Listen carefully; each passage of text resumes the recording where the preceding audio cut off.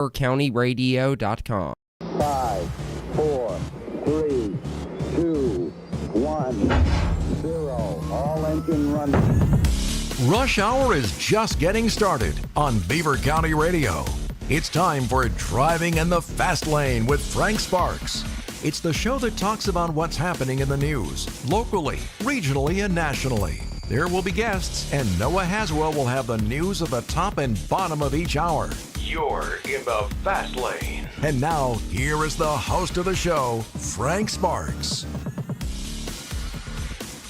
Hey, good morning and welcome in on this Wednesday morning. It's a rainy morning, and what better to do than have two of my favorite guests this week here. So what we're going to do today is we're going to start out. It's going to be cold and old cases of Beaver County, and we're going to start with that, and then Charlie is going to be in with Charlie Dirt and Garden Jargon in hour number 2. So it's going to be a fun day here to just kind of hang out and stay in the house, listen to radio, watch on YouTube, watch on Facebook.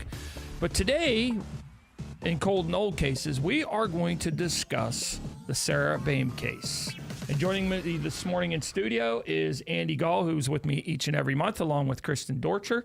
And this week, we also have Tim Staubin as well. Good morning, guys. Good morning. Good morning. So we're going to talk about the Sarah Boehm case today. So Sarah Boehm, fill us in a little bit, Andy, on this case. I can start it off at the beginning. What happened, this was a perfect example of how things go wrong. And there's no one to blame. It's just the fact that Sarah Boehm gets reported as a runaway. And the Rochester Township Police, they're covered now by the Beaver Valley Regional Police, but at that time they had their own police department. It was made up of one full-time police chief, and everybody else was part-time. The family comes in and reports Sarah has run away. She left a runaway note at that time. The police took the runaway note and photocopied it and gave the original back to the family. Then they just sort of expected her, like 99.9% of the runaways at that time, to show back up. And there was the family went around and put up posters around the area, and there were sightings of Sarah, and they would be called into the police department, and they'd try to follow it up as best they could, and they'd add each sighting to their incident report. Actually, Kristen has a little aside on the sightings. Yeah, so a former coworker of mine from when I was at the Beaver County Times and still a friend of mine, she was in high school in 1994 in Beaver County at the time, and she bore a remarkable resemblance to Sarah Boehm. I've seen her high school picture. Yeah. I was also in high school at the time, but I was in Lawrence County, so I was a little bit more removed from this at the time it happened.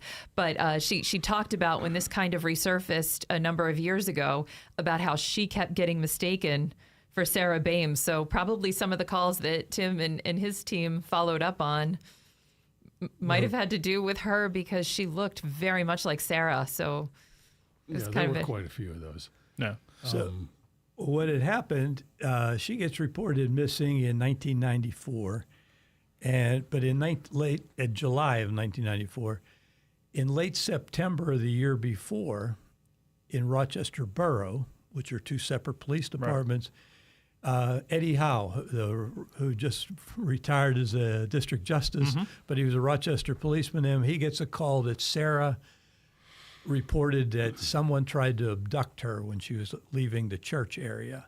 And this was a pretty public place.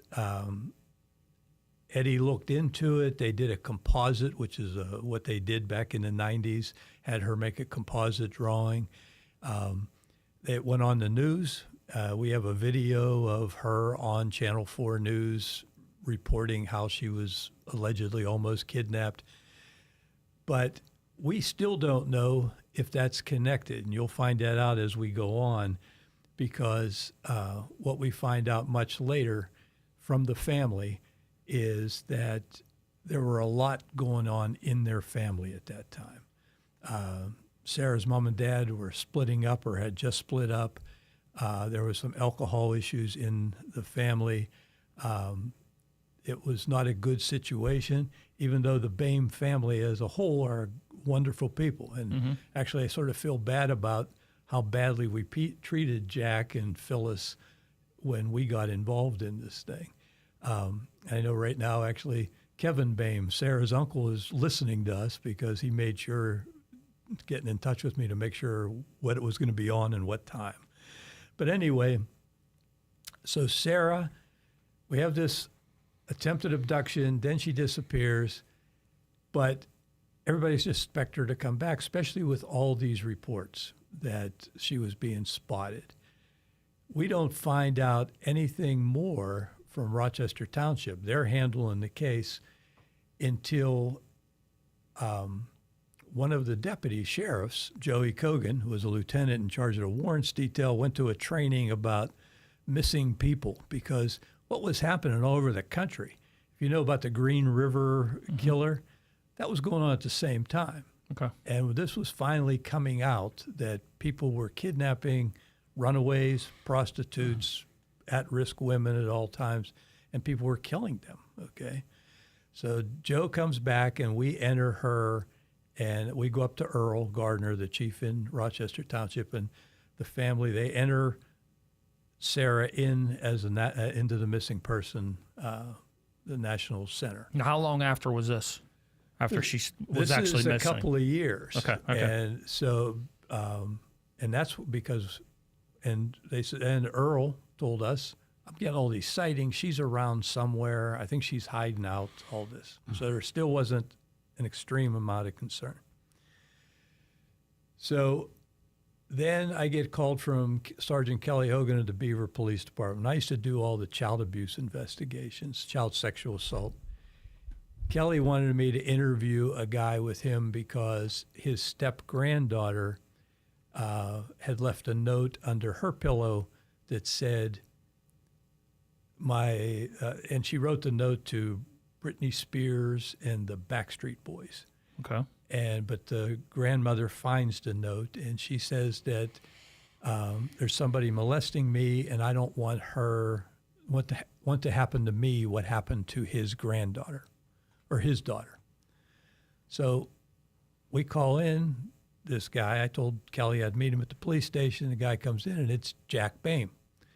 And he says, I remember you. And I'm saying, Jack, what's this part? Because he confessed immediately. He just felt terribly guilty what he was doing. And he admits what he did, but I says, what's this part about don't want to happen to her what happened to your daughter?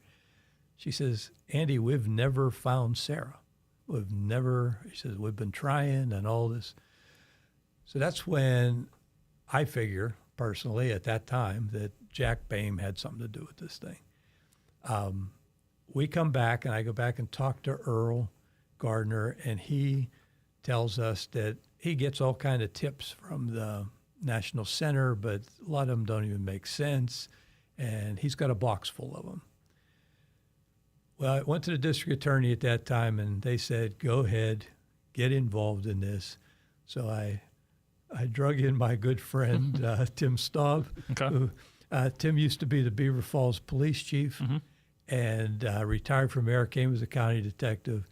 Tim's very thorough. We drug in Kim Clements, and we start looking into all of these clues and leads and this stuff. is a couple years later? We're she's already disappeared? We're now right before the Okay. now we're before the turn of the century. Okay, all right. Yeah, it's And so she's been gone for about 5 years at that point. And we start looking at all these sightings, and we find out a lot of them are like Kristen just said, somebody that looked like her, somebody and walked in. And by the time the police, somebody would see somebody, and by the time the police would get involved or get there, the person had left. So they just wrote it up as they think they saw Sarah Boehm at this restaurant or this place. And then Tim will tell you about a good one. I'll sort of pass it off him a little bit because he did the bulk of the work on following up this I don't know if there's about 1,000. Was it believed that she was still alive at this point, or did you guys think she was already deceased? Or We had the feeling at that point that she was deceased. okay, And I will tell you that erroneously, we were wrong, but I'm thinking the family had something to do with this. okay, So, Tim, Well, we still keep in mind this disappearance was in 1994. I got hired in 1998, okay, so probably a year after I got hired, or 9 months anyhow, we got involved with the background on this, on what was done by the Rochester Township Police Department to further this case along. Now, Andy was there before me, Kim was there before me. They were investigating this case actively, or as best as they could, with the Rochester Township Police. But when I got there, there'd been a change in administration, and this became more front and center. And then we looked to see what happened in the past, and we found that because they were placed into the NCIC, National Crime Information Computer, as a missing person, leads were generated across the United States. And we had boxes, and I would say 1,000 or better, leads of people who had probable Sarah sightings.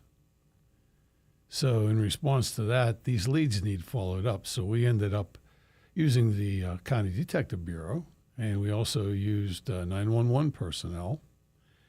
We used some people that Wesley Hill had available for us. He was the assistant director of 911 at the time.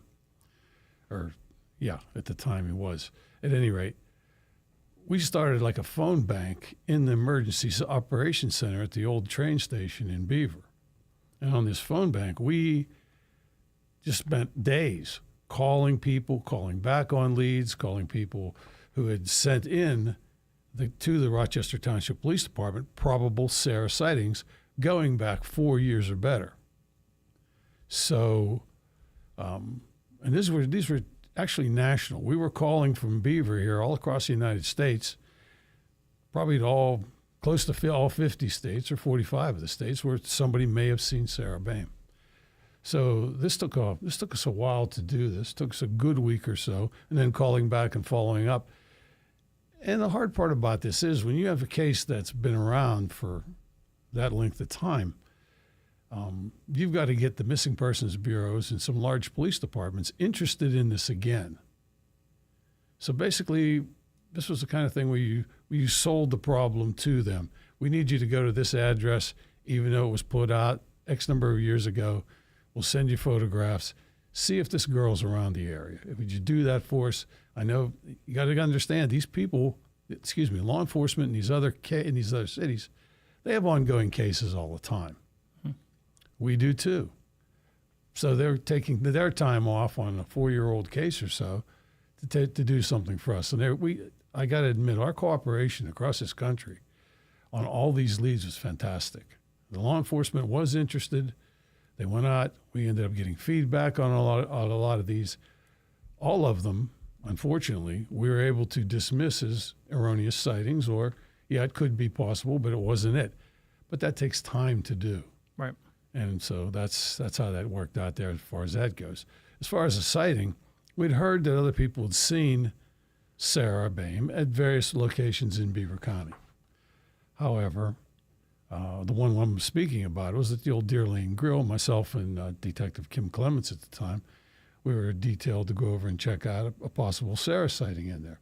And so this was somebody who hadn't seen Sarah in a number of years, and they were younger than Sarah, but they knew her, they knew the story. They said she was there.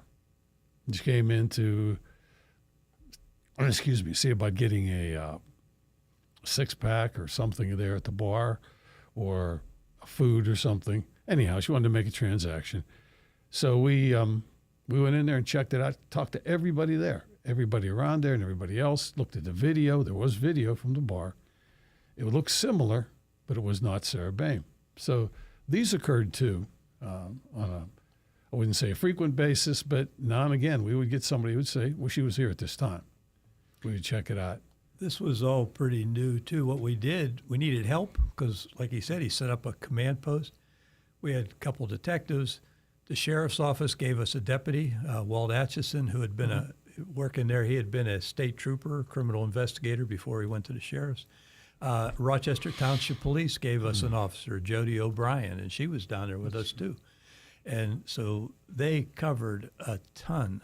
And this was sort of unknown in the county at that time for us to be able to do something like that. And one of the other things we did, and Tim reminded me of when he was talking, the 911 center went back. When there's a missing person or a runaway, there's a report filed. And what happens when the kid comes back the next day or 2 days later, sometimes the cops don't even call and cancel it. So Kevin Joy was down there, and Kevin was assigned to go through all the missing person things. And he checked with each department.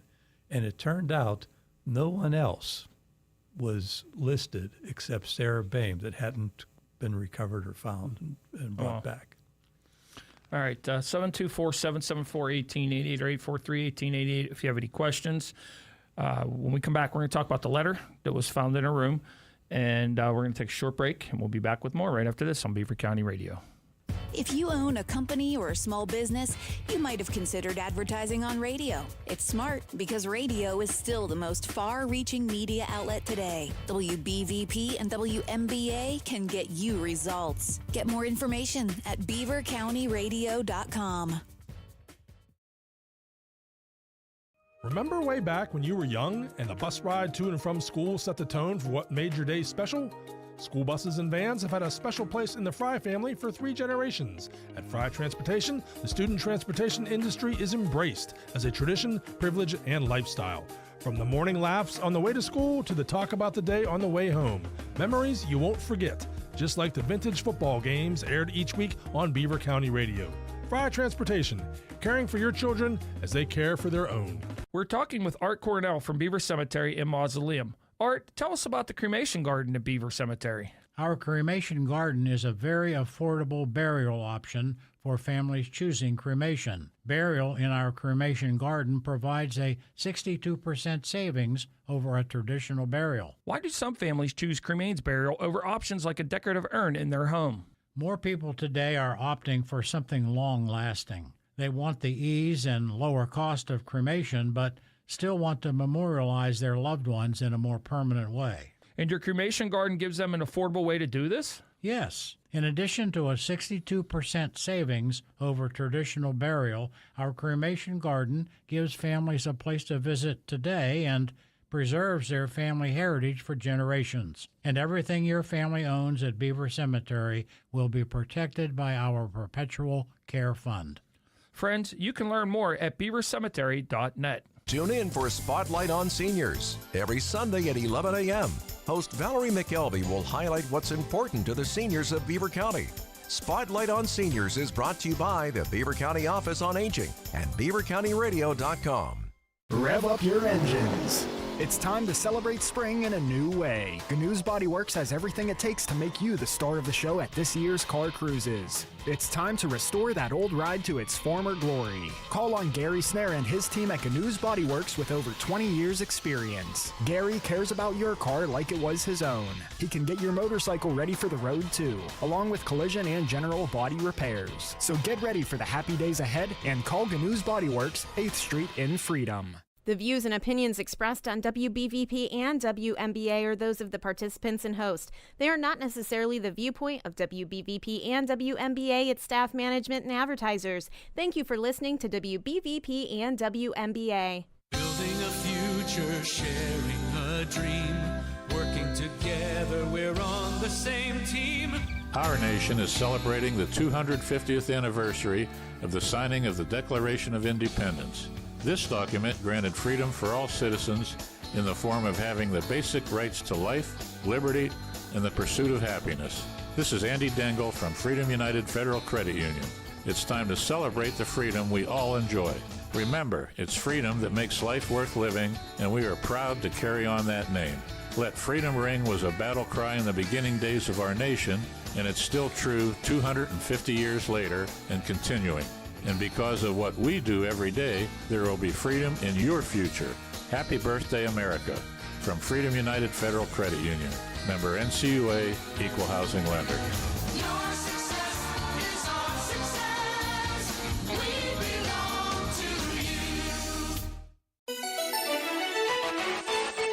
Beaver County Radio's news source. 99.3 FM, 1230 WBVP, and beavercountyradio.com. Here's Noah Haswell. Good morning. On this Wednesday, June 10th of 2026, we will have a complete Beaver County radio weather forecast after we take this look at news. The Beaver County Chamber of Commerce will hold a ribbon-cutting ceremony to celebrate the opening of McCarl's new headquarters and fabrication facility in Aliquippa. The event is scheduled for 10 a.m. on June 19th at the company's new facility at 210 Bet Tech Drive. McCarl's recently acquired the 80,000 square foot building as part of a $15 million expansion of its pipe fabrication operations. Company officials said the expansion is intended to increase production capacity and meet growing customer demand. According to the company, the project is expected to create approximately 130 jobs over the next 5 years. The malfunction affecting the splash pad at Irofido Memorial Park in Ambridge has been traced to a broken control switchboard, according to borough officials. Officials said a replacement part has been ordered and is expected to arrive tomorrow. If the repair process proceeds as planned, the borough of Ambridge expects the splash pad to reopen by the weekend. Pennsylvania State Police in Beaver reported yesterday that a 67-year-old Aliquippa man was arrested for driving under the influence in Aliquippa on April 23rd. Kevin Kimbrough was stopped by police on the 900 block of Sheffield Avenue after committing a vehicle violation at 1:54 a.m. and was subsequently arrested for driving under the influence of alcohol. Firefighters were called to a scrap yard on Old Enon Unity Road outside of Enon Valley yesterday morning. Smoke was seen coming from the area and tankers were used to shuttle some water in. Firefighters worked for hours before the incident was resolved. PennDOT District 11 announced that washing activities on various bridges between Hopewell and Vanport townships will begin today, weather permitting. Starting today, PennDOT crews will conduct bridge washing operations on several I-376 bridges, requiring lane restrictions in both directions between the Hopewell Exit 48 and Beaver Midland Exit 38 interchanges from 9 a.m. to 3 p.m. weekdays through early July. Restrictions may occur on associated ramps and intersections. Additional lane restrictions for these activities will occur weekdays from 7 a.m. to 3:30 p.m. in the following locations: the ramp from Route 68 to Wolf Lane in Bridgewater Borough, Route 3017 Pleasant Drive at the I-376 interchange in Center Township, and Route 3054 Main Street over I-376 between Pleasant Drive and Industrial Drive in Center Township. The Pittsburgh Paints and Stains brand announced the launch of its updated Revolution interior paint and primer in Cranberry Township yesterday to deliver clean surface guaranteed performance in a 100% acrylic interior paint that is designed for a durable, washable one-coat application. The new and improved formula is also 2 times more scrub-resistant than the previous formula. And Pittsburgh Pirates rookie shortstop Connor Griffin's right forearm strain is improving, and the 20-year-old is hoping to return at some point in the near future. Griffin initially reported discomfort after a game against the Chicago Cubs at PNC Park on May 27th. He played as a designated hitter before going on the injured list on May 31st. Griffin hopes to start a throwing program soon. Griffin is hitting .270 with 4 home runs in 51 games since making his major league debut in early April. Here's the Beaver County forecast. Today we'll gradually see some sunshine, along with a chance of showers and a possible thunderstorm as well. We'll reach highs of 84 and drop down to lows of 72. And tomorrow look for gusty winds and partly sunny skies with a chance of rain and thunderstorms. Expect highs in the mid-80s and lows of 73. I'm Lisa Marie with your Beaver County weather. That's a look at the news for now. I'm Noah Haswell on 99.3 FM, AM 1230 WBVP, 95.7 FM, and 1460 AM WMBA. Also streaming live around the world at beavercountyradio.com. Hot coffee in the morning and Frank Sparks. Now you're in the fast lane. 99.3 FM, 1230 WBVP, and streaming live on BeaverCountyRadio.com. 10:35. It's a rainy day out there, and it's currently sitting at 74 degrees.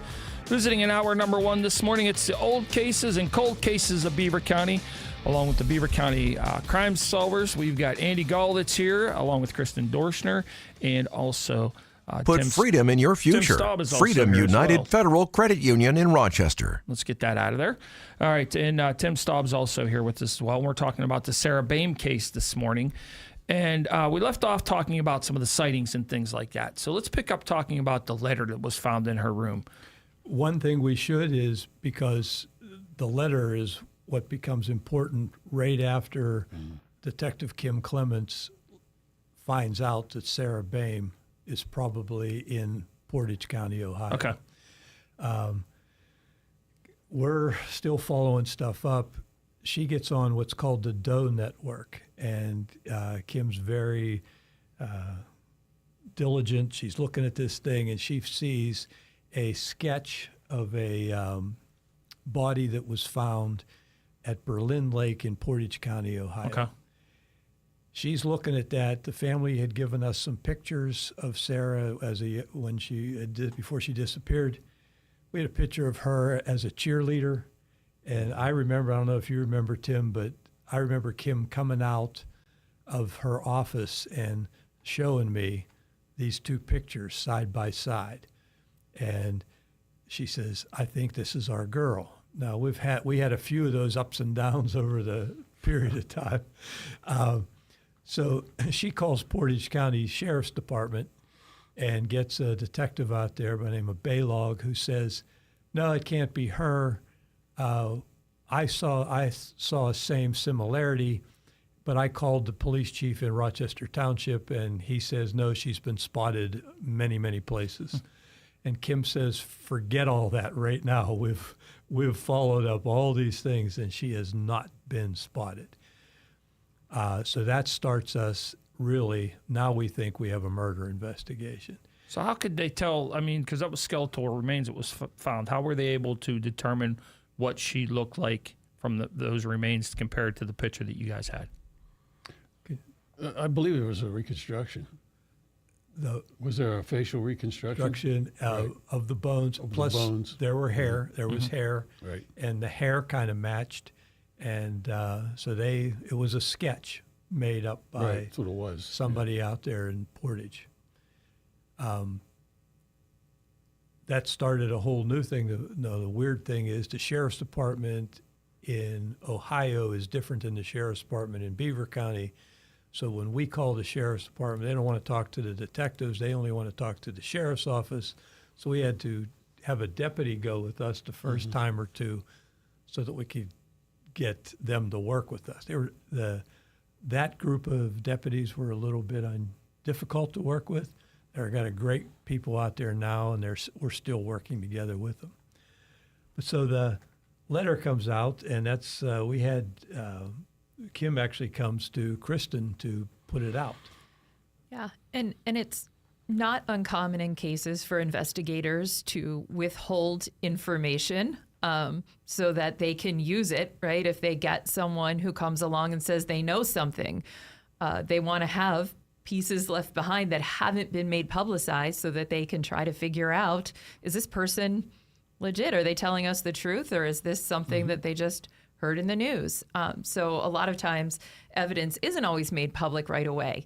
But then there come times where they decide it's time to put it out because they need to try to generate some new leads. And that's, I think, essentially what happened with this letter, because at this point they were pretty sure that they had identified her. And if I remember correctly, from the time that they actually did the DNA on the body that was found in Portage County to the time they got the results was a fairly long time gap, about 2 years, Tim?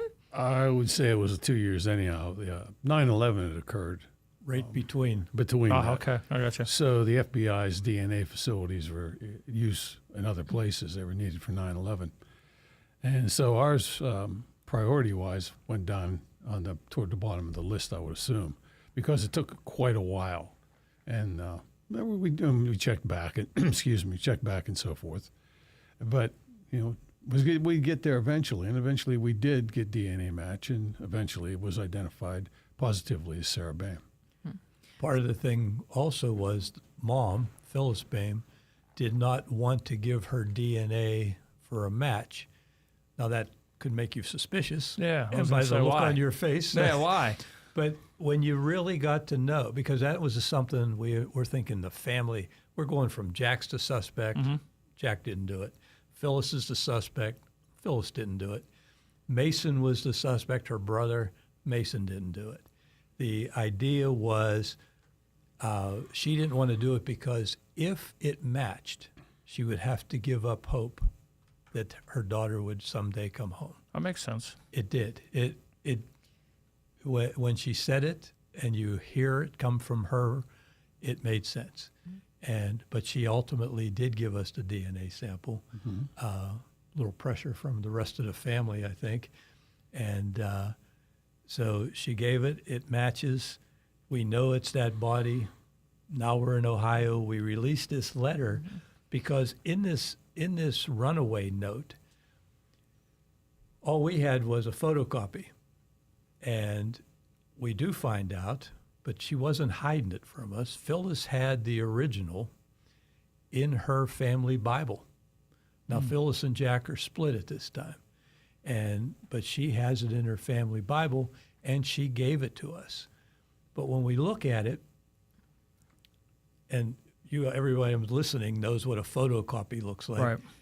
We get it, and it's got 3 different inks. So part of it's written in one blue. I think it was green ink in one, and a different blue, and almost like what we thought could have been a journal. And it was one of the things she put in there that was specific, and the things that we've sort of had Kristen put out there was that I wasn't getting any love at home. I was getting it from a very, very abusive man. And then at the end of the thing, she talks about she's going to run away to New York or Washington. And you're thinking of a 14-year-old girl. She's going to either be a surgeon or she's going to be a musician. And she had these big dreams, and no one would ever find her. Don't come looking for me, she says. So this note had been left under her pillow. So when she disappears that day, and there's a lot of confusion, but all of that really doesn't matter now. I mean, but Mom and brother don't find the note. It's not till Dad, Jack, comes back from Ohio. Now, the body's found in Ohio, he's in Ohio, but they're in 2 completely different parts of Ohio. He was at the Jamboree of the Hills, and which I don't know if that still goes on, but he's at the Jamboree of the Hills, and there are a number of people who are with him the whole time. And so he's completely alibied for that. But he comes back, he and his brothers search the house for anything, and they find the note under the pillow. And they didn't think anything of it when they took the note to the police, and the police just made a photocopy and gave it back. But we did get the original. It made things even more suspicious. Why do you write in 3 different things? Is this a journal or is this a runaway note? And one of the other weird things was at the very bottom of the first page, which you couldn't tell on the photocopy, something was cut off. Like one line was cut off. And then when you read it, it doesn't really match up completely with the way. So it's like something was taken. What about the writing? Does the writing all match up? The writing did. We had that checked. Yeah. And the FBI did that for us. Because once we got into Ohio, and we're trying to work with the sheriff's office, who was a little reluctant at that time, the FBI joined because this is crossing over state lines. We were very fortunate. We got an FBI agent named Tom Carter, who still today worries about Sarah Boehm like we do. Tom has retired from the FBI, but he's an Allegheny County detective now, and he's still concerned about Sarah. And it's so we have this bizarre note. We go there, and then we find out from Portage. And I don't know if you want to pick up on what there's another body in Portage. Well, one of the reasons this became more complex is because there was a young woman by the name of Catherine Menendez. And Catherine, she was from Ohio, from the area. And she was found in a close proximity. By close proximity, I mean a few hundred yards from where Sarah Boehm was found. Now, Catherine Menendez was found first. She was found first. And this was a, I believe it was off Fruitown Road. It was a part of Berlin Lake. It's a federal impoundment. Mm-hmm. And around that area, there was a lot of woods, a lot of looked like overgrown farmers' fields and so forth. It was rather a dense area where you would have a lot of different vegetation stuff, places to hide things. So this was one of the areas that we looked at, and Catherine Menendez was found there first. Sarah was found some months later in an area down there. But she was found soon after she was killed. And, Correct. And Menendez was also a habitual runaway from Alliance, which is right up near there. Mm-hmm. And she's a habitual runaway. She's a little bit older. She was 17. And she, it was the police, Mom used to just call, didn't even show up to report it, and tell them Catherine ran away again. They'd break out the old runaway report and do it. But what happened, there's an oil field there in this Berlin Lake. There's a gas well or an oil field somewhere. Yeah. And the worker is driving up to the gas well to check it. And so he finds Catherine very soon after she's died. And so they start that investigation not knowing that Sarah is literally laying, and it sounds like they did bad, but literally laying 300 yards away and is already dead because Catherine disappears after Sarah, but she's found before Sarah. And so Sarah's not found for a while until some hunters find her. Mm-hmm. What year was this? This would have been in 1994. Okay, so just a few months basically after Sarah disappeared. Right. Well, actually, she probably died very soon after she disappeared. Okay. And so she's laying there. They can't tell exactly. They took us to the crime scene or the scene afterwards. They always felt that Catherine Menendez was murdered somewhere else and dumped there. We think that that's a possibility with Sarah, too. There was no way to tell. The clothing wasn't, we had very little clothing there. So, and she was the manner of death similar? Well, Catherine Menendez had been stabbed. Okay. We don't know for sure because Sarah's body, the flesh is gone. Mm-hmm. And so the coroner there ruled it violent death based on what he believed, I think, was the bones, the damage to the bones. And so that's why, now they have Sarah. They were able to identify Catherine Menendez pretty quickly. Right. They have Sarah then, and they can't identify her. So she ends up all that time in Cleveland in the morgue. And so until finally we were able to use the DNA to identify that is her. So all these years she was still in the morgue? She still wasn't in the morgue. Oh, wow. They never buried her. They didn't bury her. Okay. Sure, I think it was Cleveland or Cuyahoga, one of those Cuyahoga two. County. One of those two. That's where Kim Clements made the discovery, and they matched it up, and they went from there. But as you can see, time is really going by here. Right. I mean, years are going by with this investigation for various reasons, and also the identification. So as we continue on with this, I mean, the Federal Bureau of Investigation, they get interested in this because it is out of state.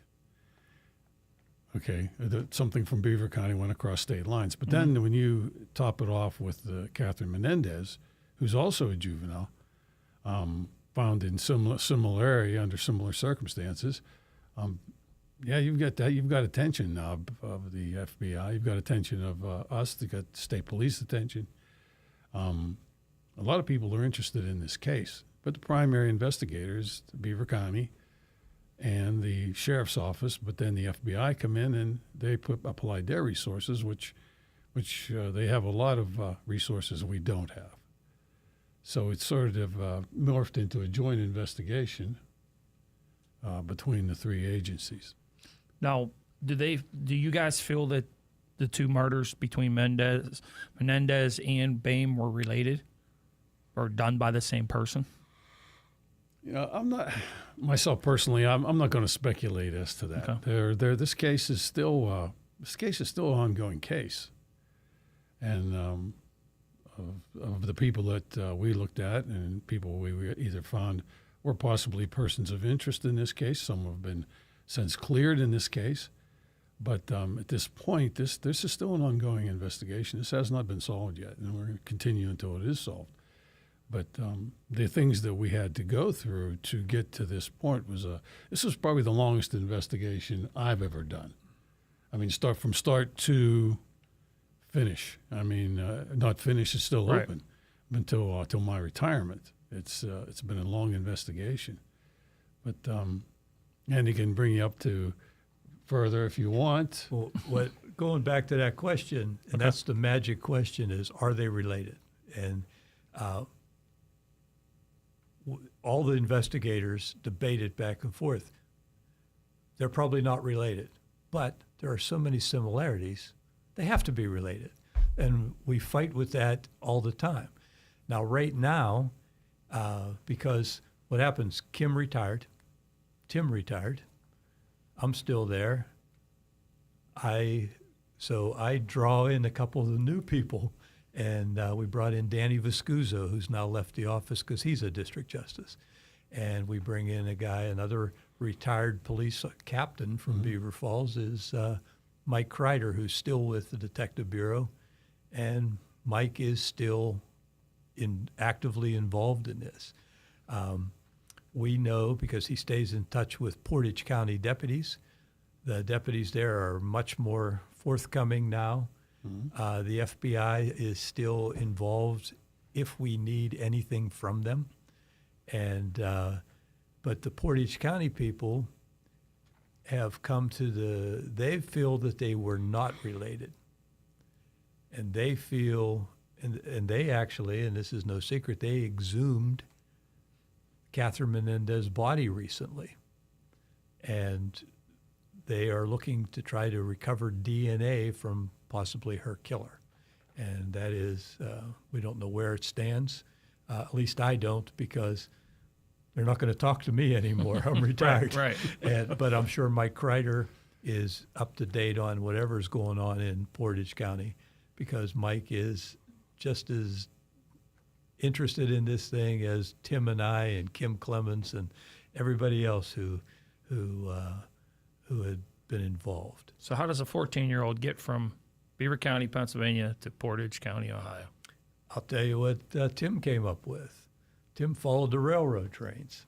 Yeah, it was one, yeah. And you get, the old thing of when you're running away, you used to jump on a train. Yeah. Well, she lives very close to the trains running along 65. Okay. And there's trains that you jump on it, your next stop is Alliance, Ohio. Right. Right where Catherine Menendez disappears from. Or she hitchhikes. And she's a cute little 14-year-old girl. I'm going to tell you, pick her up. You're not kidding, somebody's going to pick her up. And maybe the wrong somebody. So, because she didn't have a vehicle, she didn't have a way. Mm-hmm. We were never able to identify who this abusive older man that she talks about in the note was. Any theories on a suspect or anything? Or We followed the family way back then from the note. They went all the way to Pitt. There was something in there. Where somebody's mentioned as Tony Z.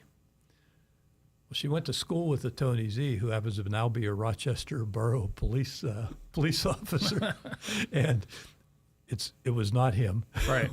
Actually, we looked, right, but for his own sake, but we know completely it wasn't him, and there was we checked out a bunch of Tony Z's. The family had found a guy who went to Pitt University and saw her at a field trip up at some, and we tracked that guy down. We almost gave him a nervous breakdown. But we never found who the mysterious Tony Z was. We don't know who the abusive older man was. The family feels and that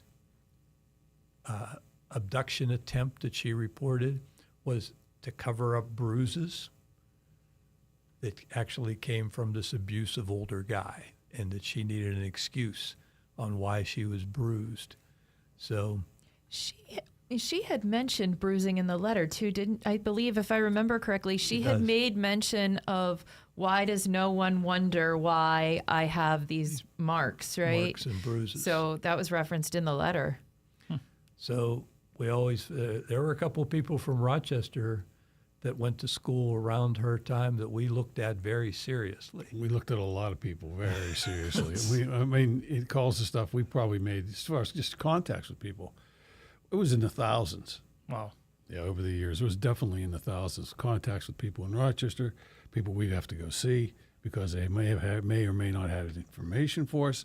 It was just a long, drawn-out process. And the physical demands, too, came into play in this because we conducted extensive ground searches around the Boehm home in Rochester Township. Very extensive. And if we wouldn't have had the cooperation of the fire department in Rochester Township. And a cadaver dog. Cadaver dogs, Beaver County Emergency Services, particularly the hazardous materials team, they come out and participated into it. And we used the equipment that we used in the hazardous material team to, in fact, do a investigation of a home just in a small house in the area where they had a very small basement in it that was very low. We basically excavated around all the sides or inside the house. You could get to the floor, which was dirt. Mm-hmm. So we excavated this out just to see if there was a potential burial there and so forth, and also looking at the soil and so forth to see if it had been disturbed. It had been, but it had been done when they dug the basement out. But again, it was forensic photographs were taken. It was an investigation where you do the screening of everything to see if there's anything in the screening in the soil. This took a few days to do. It's not just like taking soil out and so forth. You had to bucket it out one at a time. So it was done meticulously. It was done too late. Yeah, 4 years after the Right. fact, but Right. it was still done. In case there would have been, since Sarah hadn't been discovered, her remains or where she was at yet. There was no identification, so we have to look everywhere. So this took a serious amount of time, and it was done. And again, nothing occurred from it. We found nothing, but this process went on for so many years. As far as investigations, so the Beaver County Times very generously gave us the drone and an operator, so we were able to go out to Berlin Lake and start our investigation out there with the sheriff's office in Portage County. And it was one of the first times I'd used a drone. I mean, this was in the very early 2000s. We went out and found it. I found the general area, in the general place where she was located. So we used drone footage to try and find out, or look at the area from a different perspective. Right. So it was a continual operation. We did other digs out there with the FBI and their evidence team, which was very impressive. There's Portage County Sheriff's, us, and also a few members of Beaver County Emergency Services were there. And we went out to the area, and we did do a forensic investigation and a dig that was conducted by the FBI on the scene where the Sarah Boehm's body was found. And everything was gridded out. We dug it down. We screened everything. That took a day or better for that to be done out there. And we had a lot of people involved with it. And to do that, we had to work with the National Center for Missing and Exploited Children in Alexandria, Virginia. We had to get down there and put a presentation on to enable them to kick in some, actually do the finances to go ahead and get this done. Mm-hmm. So they used their finances to pay for a lot of the being able to do the excavation in Berlin Lake area for this. So this was a real pursuit of who did this crime, but unfortunately it's still open. Yeah, It's still going forward. I know we're getting close on time. We're past time. We're past time. I just wanted, And I'll be quiet. if people are still interested after this thing. Yeah, how can I get a hold of you or any other unsolved crime? Well, anything would be, you call Crime Solvers. Mm-hmm. Crime Solvers of Beaver County. Our number is 724-774-2000, and that's our anonymous tip line. Okay. The other thing is that if you go on YouTube, there are a number of videos. We did the Cold Case Beaver County using the Times.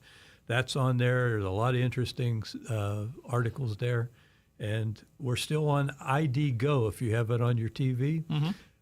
If you go on Paula's On, Season 23, Episode 5. I checked yesterday. It's still on. You can watch our Sarah Boehm program on Paula's On. I mean, this conversation could go on for a long time with all these cases. I mean, to where they're at and everything. But as always, appreciate you coming in.